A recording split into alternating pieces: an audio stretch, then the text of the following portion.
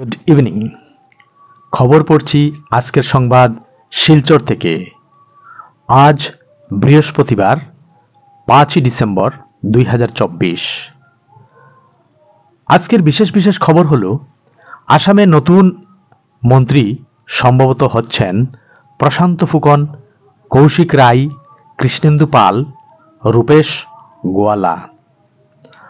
আগামী রবিবার থেকে কাছাড় জেলার সুনাই বাজার মসজিদে শুরু হচ্ছে হজ প্রশিক্ষণ। ওই দিন দুপুর 12টা থেকে শুরু হবে প্রশিক্ষণ।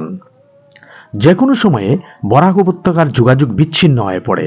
বর্ষায় ভূমিধসে যখন বিচ্ছিন্ন হয় যোগাযোগ, তখন অবস্থা খুব খারাপ হয়ে যায়। তৃণমূল কংগ্রেসের সাংসদ সুস্মিতা দেব বললেন, বরাক তো ভ্যালি নয়, যেন একটি দ্বীপ। মুসলিমদের তুষামুত করা কংগ্রেসের কালচার, বললেন কমলাক্ষ দে পুরকাস্ত। কংগ্রেসের হিন্দু নেতাদের ছেলের নাম করিমউদ্দিন রাখার প্রস্তাব কমলাক্ষ দে পুরকাস্তের। আরও খবর, শীঘ্রই সমজেলার মর্যাদা পাচ্ছে দক্ষিণ করিমগঞ্জ, বললেন সিদ্দেক আহমেদ। 2টি রাস্তার কাজের ফলক উন্মোচন বিধায়কের। বদরপুরে হিরোইন সহ আটক 1। হিন্দু নির্যাতন সরব শ্রীভূমি জেলা তৃণমূল।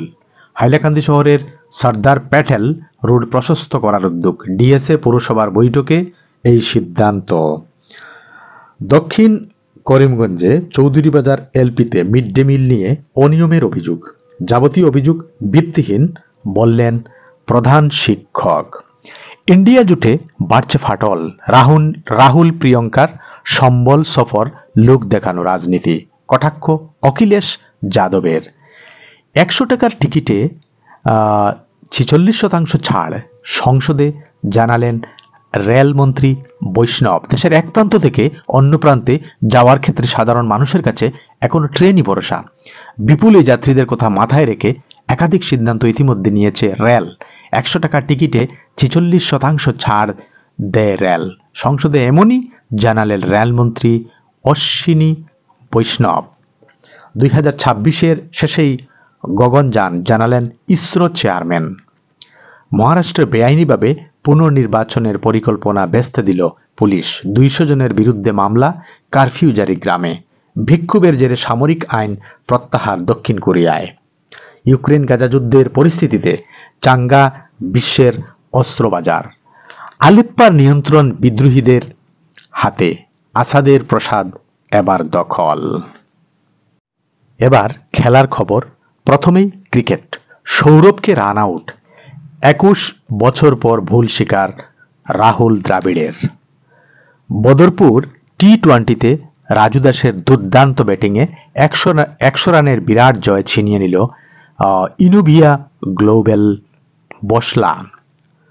স্বাধীনতা দিবস কাপ ফুটবল ঐতিহ্যবাহী 76তম সর্বভারতীয় আমন্ত্রণমূলক স্বাধীনতা দিবস কাপ প্রাইজ মানি ফুটবল চ্যাম্পিয়নশিপের সেমিফাইনালে তৃতীয় দল হিসেবে প্রবেশ করেছে গতবারের চ্যাম্পিয়ন দুলিয়াজানের অয়েল ইন্ডিয়া ফুটবল ক্লাব।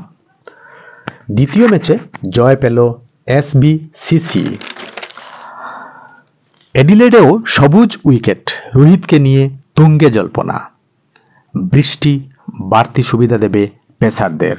বিধ্বংসী বৈভব সেমিতে ভারত। শেষ হলো আজকের বিশেষ বিশেষ খবর।